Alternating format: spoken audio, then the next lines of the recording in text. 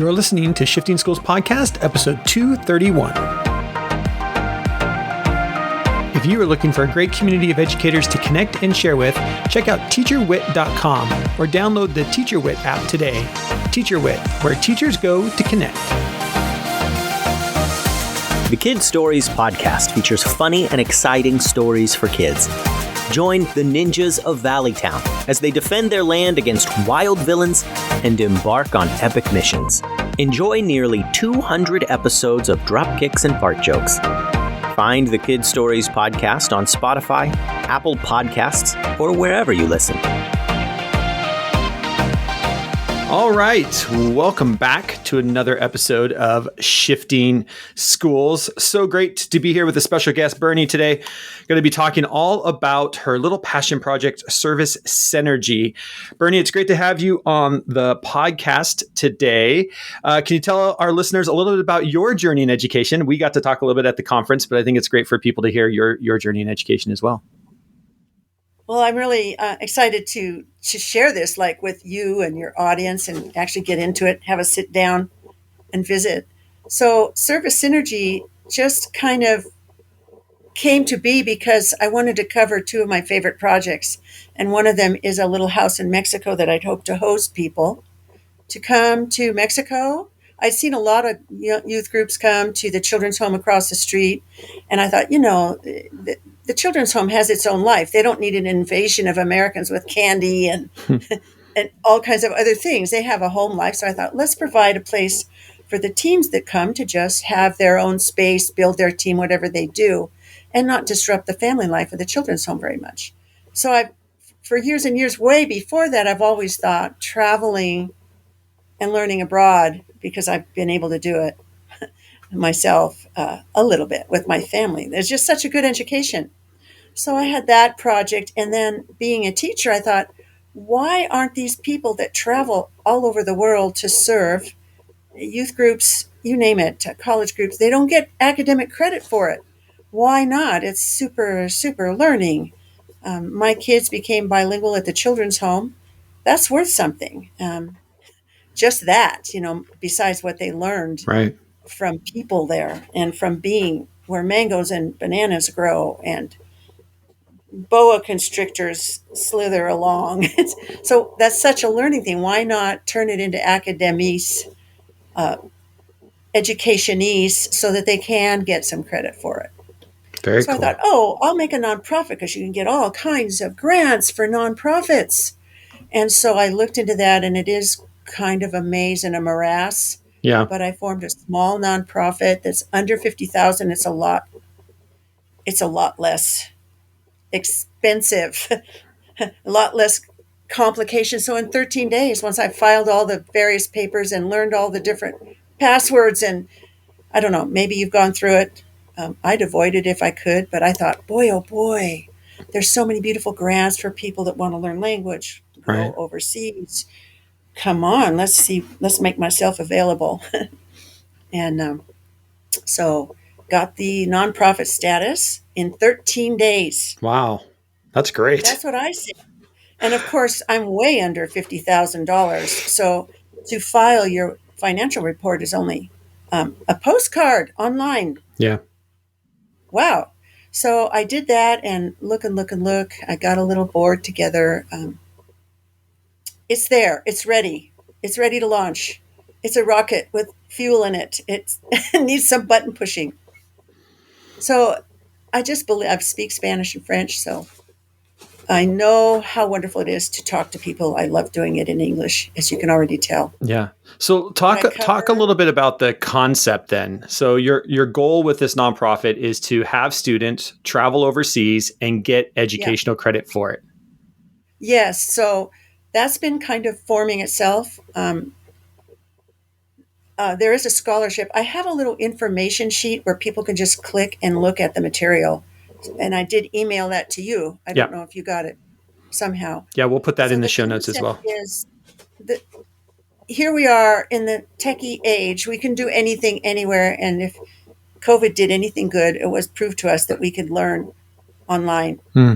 So my concept is for the student to create a team of people, teachers, family members, like 10 people, friends, and then they create a team, then they create a blog through which they'll communicate their experience.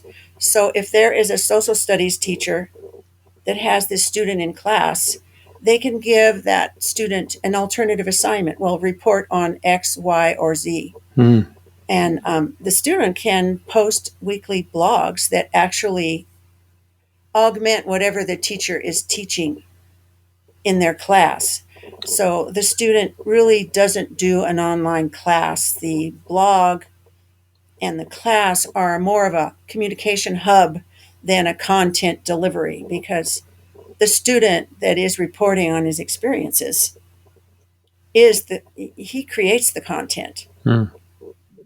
It's That's a awesome. content creation tool for the student. And when you teach something, you are learning it. You've learned it quite a bit.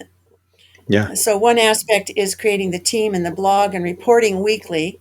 Here in Oregon, if you report weekly, you can be elsewhere. I don't know what in Washington, which is where you're from. Yeah. So the student is absorbing as much as possible. Hopefully he's not or she's not carrying the physics book or the math book with him, nor is that student doing a bunch of online classes, because if you're stuck with your computer at your face, how are you relating with the people, your host country and your host people? Sure. So the idea is to be as immersed as possible inside that other culture. Yes. Right. And then I've set up several prompt questions that will be a daily, the student keeps a daily journal, 10, 20 minutes to reflect on various things. And so the teachers that are involved in accepting this alternate coursework can propose some different prompts. We don't need to see what the student is reflecting on, but the student can use that to create their finished blog posts. And of course, not just words, but drawings. You can have Sure. a visual blog. You can have a video blog. Right. You can. There's just so many different ways to do alternative.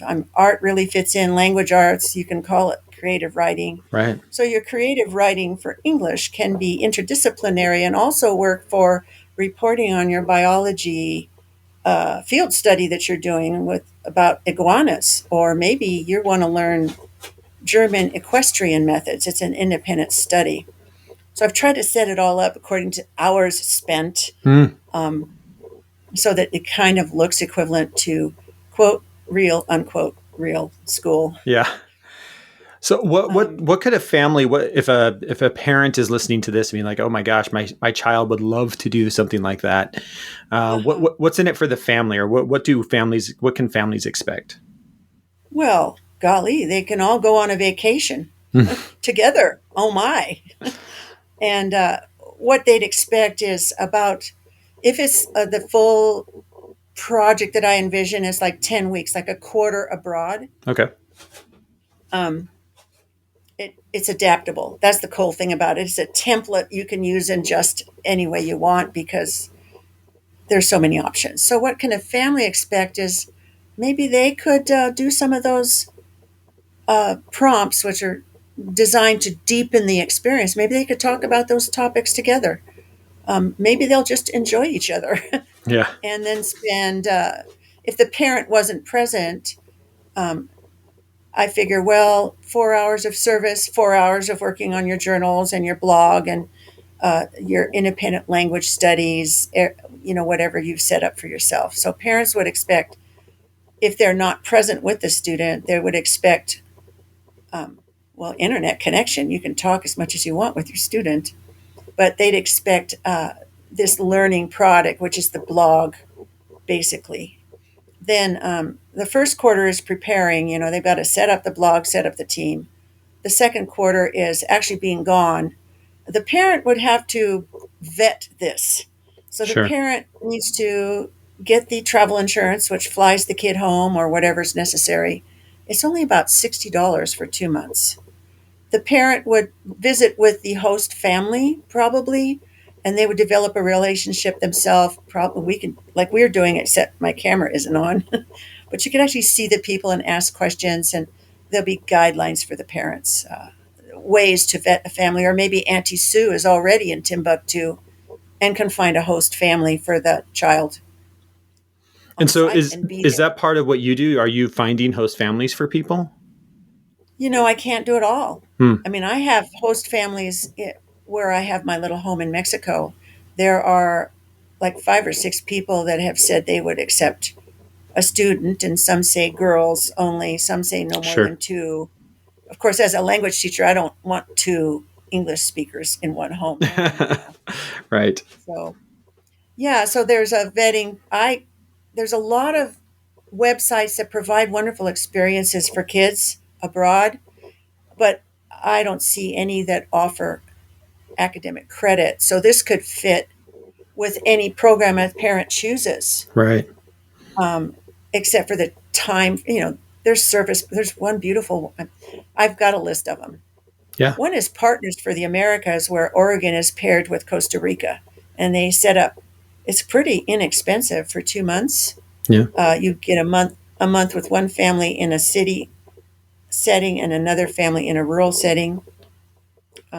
It's all set up with Partners of the Americas, I think it's called, and they do a rigorous thing where the student goes with their student. The host student goes to school, and I'm thinking, oh my gosh, the poor kid's going to be flooded with Spanish that they could not even understand because academic level is the highest. Sure.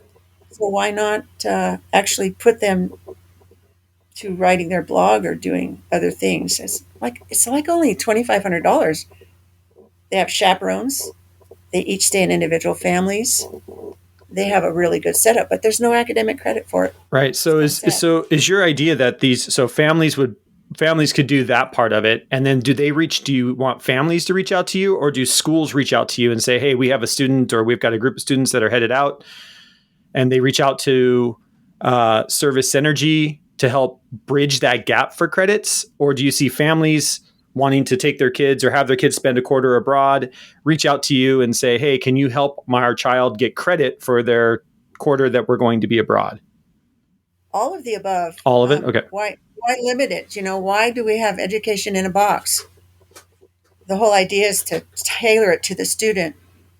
Yeah, I'd like to reach out to educators too, because teachers can help write this, or the teachers know some student that would be really good at being independent and self-motivated. And what a rich thing. Your class has one student in Spain or Peru, Yeah. the students in Peru, and providing all kinds of wonderful feedback to the class at home. So I guess that's my next question then, is that knowing that most of our listeners are instructional coaches and educators themselves and administrators, what do you need from them as far as support to kind of get this rolling and Oh, sweet. Oh, I need so much. Well, one thing is I have it on Canvas, and it's a teacher-free version. Hmm. So it would be nice to hook up with a school that will let me have a teacher slot, Okay. so that you can get those educators in as observers. Hmm. You can't do that in the free version, and I love Canvas because it allows so many different techie tools. Sure.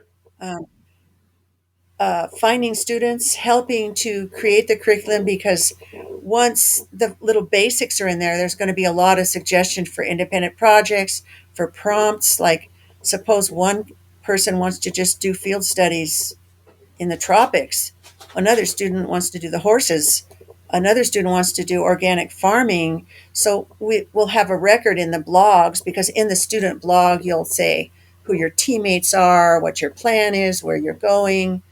And there you will be posting the resources you're creating. Like, I have a wonderful sample blog that I did just because if I was a student. I posted the guy walking up the street selling bolillos, which are little Mexican breads. Yeah. Had a nice conversation with them with my cell phone.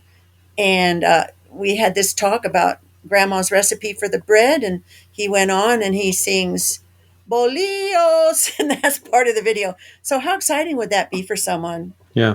to create a video like that for their classmates? So not only is the student learning something, but he's passing on what he's learning and exciting students at home with the idea that, wow, people do things differently somewhere else in the world. Yeah. So did I lose track of your question? No, I just I love it. Like if a school has a way that they can use your Canvas, is my next question was, when you talk about the students having this blog, is this like a public facing blog? Are you thinking something like Blogger, or are you trying to think of something that's protected inside Canvas? Well, either way. Okay. It kind of depends on what parents want and schools want, but it would be nice if next year the 6 students want to look at the former blogs. Public would be nice too, but yeah, there's iffy things about that. And what age do you think this is appropriate for? I was thinking high school, but High school? then I've expanded. I was thinking, because I'm a high school teacher and teenagers are so fun and they're amazing. They can do so much, and they're way smarter than me. And but college could, Yeah. OIT in Klamath Falls, Oregon, and they don't have a language program. So why shouldn't some of those students be allowed to travel to another country and investigate how they do technical instruction? I love that. Yeah. So, well, I love or private. That's something. I love the idea, just this idea of how do we expand our classrooms? How do we expand student experience? Yes. And to your point, we've got the tech tools to do this. There's no reason why, if a student doesn't want to go spend a quarter in another country, that they shouldn't be able to get credit for that some way, somehow. And that's really what Service Synergy is trying to support those kids doing that with the school district, with the school, in tandem, so those kids aren't losing out on credit and still being able to have these global experiences, which we keep saying we want kids to have. So right. I love that. If someone wants to reach out to you, what's the best way for them to find more information or reach out and say, hey, Bernie, we think we got a spot on Canvas. We love this idea. What's the best way for people to reach you? I put out that little information sheet, and I have a share link that I sent you. One way I haven't thought of is, why, golly, how do I get paid for all this work? How do we structure it so that somehow the curriculum is paid for? Yeah. I don't know how to do that. That's another thing. Reaching out to me would be through my email, and I could send, it's servsyn1@gmail.com, SERVSYN1 So that would be one way. And then we just can begin talking, or my phone number. Is that permissible on this website? Yeah. 541-621-7467. It's a cell phone. We can look at each other. I love those cell phones. Aren't they amazing? Cell phones. So I'd love that. I'd love to connect with, 6. It would be so good to just prototype with 6 students or 10 students from all over. Yeah. Why not? We connect with them, and they'll be able to talk to each other through a Canvas course. Yeah. Well, that's my hope of getting you on here is spreading the message a little bit. And if there's a teacher out there or an admin that's like, you know what, we've got a kid that I think this would be a great experience with. We're willing to kind of tackle this and figure this out together.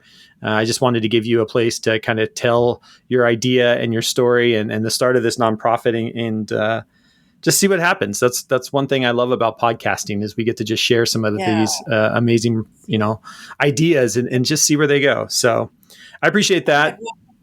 I had one principal at the high school in Central Point said, yeah, this is a good idea. She has a daughter in dual language immersion. And she said, if a parent wants this, we'll see to it that it can get done. I like it. But without the team, without a kind of a team, thank you for being part of it. I should probably put you on my team page. Well, you can put this podcast there, and I'd be honored to be part of your team as well. And we'll make sure that the one pager is linked into the show notes. We'll make sure your email is linked in to the show notes as well. So if anybody wants to reach out to you and can continue that conversation, I think it's a great place to start. And let's just see what happens. That's what I love about this stuff. Thank you so much. I was just so lit up. when he said, "Oh, join my podcast," I go, "What podcast?" Yeah. Oh, okay. Yeah. Well, thank you, Bernie. Thank you for your time. Really appreciate it. Thank you for your time. I'm enjoying this.